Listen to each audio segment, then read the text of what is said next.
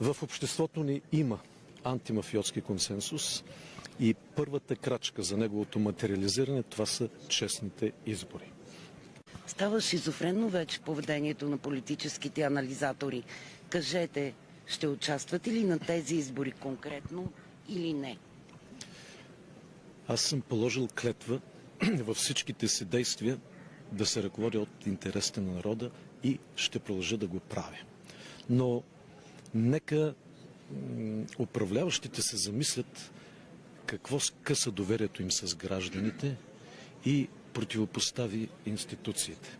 Ако те отстояваха както трябва националният интерес, ако уважават Конституцията, законите и разделението на властите, ако корупцията и арогантността са неприемливи за властта, а не нейн символ, тогава нямаше днес да се задава този въпрос.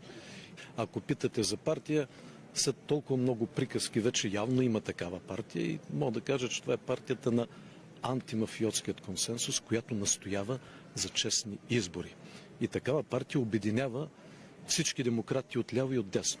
Без значение къде членуват и без значение дали изобщо те са политически активни, защото всички ние имаме нужда от честни избори.